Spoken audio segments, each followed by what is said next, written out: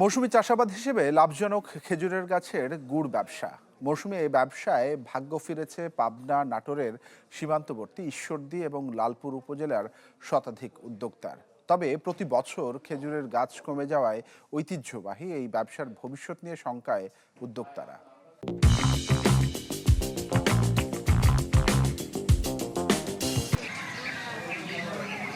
পাবনার ঈশ্বরদীর মাঝদিয়ার গ্রাম, মেঠো পথের পাশে বাড়ির আঙিনায় খেজুর গাছের সমারোহ। শীতের পুরো মৌসুমে আশেপাশের প্রায় 10 গ্রামে চলছে খেজুর গুড় তৈরির ব্যস্ততা।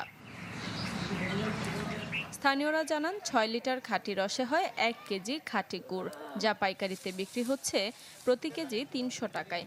অল্প পুঁজিতে লাভ বেশি বলে এসব গ্রামে বংশ পরম্পরায় চলছে মৌসুমী এই ব্যবসা। তবে প্রাকৃতিক ও মানবসৃষ্ট নানা কারণে কমছে খেজুর গাছের সংখ্যা।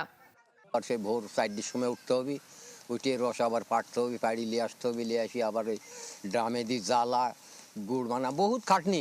যে হারে টাকাটা বেশি গুড়, সে হারে তো এবার দাম পায়নি। এবার দাম পাওয়া যাচ্ছে না গুড়ে। মানুষ নানান রকম ভেজাল, চিনির দাম কম। এবছরে চিনির দাম 150 থাকলে গুড় 200 খাইতে। কাজের পূর্বে যদি হয়তো আমাদের হাতে 50,000 কি 1 লাখ কি সরকারিভাবে যদি আমরা এটা পেতাম, তাহলে আমরা ওইটা আরো সচ্ছলভাবে আরো একটু প্রসারিত করে করতে পারতাম। আমাদের এই গুড়গুলো আপনার হচ্ছে বিভিন্ন জেলাতে যায়, যেমন কুমিল্লা, ভৈরব, এসব এলাকায় আমাদের এই গুড় যায়। মৌসুমী চাষাবাদ হিসেবে লাভজনক খেজুর গাছের গুড় ব্যবসা, যা টিকিয়ে রাখতে প্রয়োজনীয় সহযোগিতার আশ্বাস দিলেন পাবনা বেসিকের কর্মকর্তা।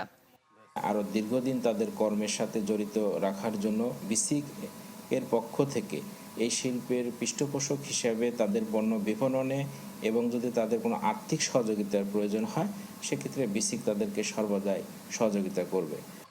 ঈশ্বরদীর খেজুর গুড় স্থানীয় চাহিদা মিটিয়ে সরবরাহ হচ্ছে সারা দেশে। তরুণ উদ্যোক্তারা বিক্রি করছেন অনলাইনেও।